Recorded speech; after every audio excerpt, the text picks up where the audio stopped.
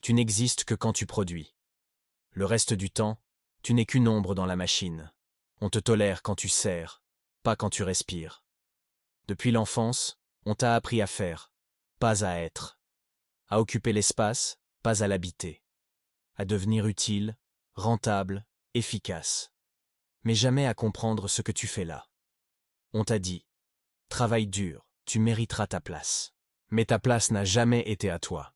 Tu n'as fait qu'alimenter une machine qui se nourrit de ton temps. Et le temps, c'est la seule richesse qu'on ne peut pas te rendre. Tu crois que ton travail te définit? C'est le plus grand mensonge de notre époque. On t'a fait confondre valeur et utilité. Le monde moderne ne s'intéresse pas à ce que tu es, mais à ce que tu fournis. Regarde bien autour de toi. Même ton sommeil sert à mieux produire demain. Même tes loisirs sont pensés pour recharger la batterie. Même ton repos est une pause programmée dans ton rendement. Tu n'as pas une vie, tu as un planning. Tu n'as pas un rythme, tu as des horaires. Tu ne vis pas, tu exécutes. Chaque minute est comptée, optimisée, traçable. Ton esprit n'est plus libre, il est managé. Tu es devenu ton propre surveillant. Tu t'auto-évalues, tu t'auto-juges, tu t'auto-épuises. Et le plus ironique, c'est que tu appelles ça la liberté. La liberté d'être ton propre patron, ton propre bourreau. Mais cette liberté-là n'a rien d'humain. C'est juste la permission de t'exploiter toi-même avec le sourire. Quand on te demande qui es-tu, tu réponds toujours par ce que tu fais. Je suis médecin. Je suis graphiste. Je suis créateur. Mais si tu ne fais plus rien, qui es-tu? Le système t'a volé ton identité en la liant à ta fonction. Tu n'existes qu'à travers un rôle, une utilité, un rendement. Tu es devenu ton CV. Et si tu arrêtes, tu disparais. C'est pour ça que tant de gens ont peur du vide, de la retraite, du silence. Parce que sans activité, il n'existe plus. Autrefois, on priait pour être sauvé. Aujourd'hui, on optimise pour rester compétitif. La religion a changé, mais le culte reste le même, le culte de la performance. Tu dois être rapide, efficace, présentable. Le système te bénit avec des likes, des primes, des vues.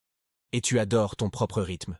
Tu t'épuises volontairement, parce qu'on t'a appris que le repos, c'était la honte. On t'a dit, si tu échoues, c'est de ta faute.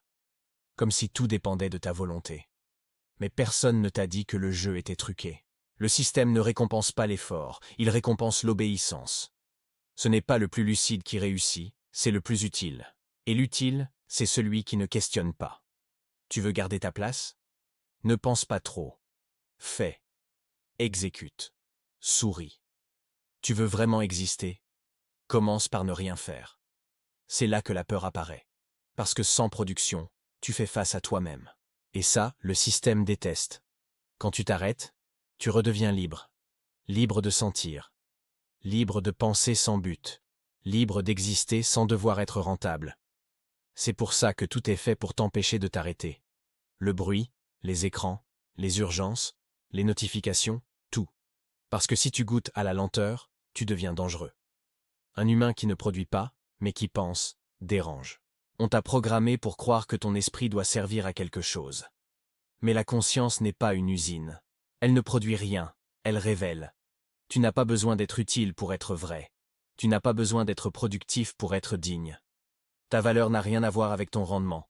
Tu n'as rien à prouver, parce que tu es déjà. Le système te fera toujours croire que ton repos est une faiblesse. Mais en vérité, le silence est ta résistance. On a peur de devenir inutile, mais c'est peut-être la seule façon de redevenir humain. L'inutile, c'est l'art. C'est la contemplation. C'est la pensée libre, le regard vide, le souffle lent.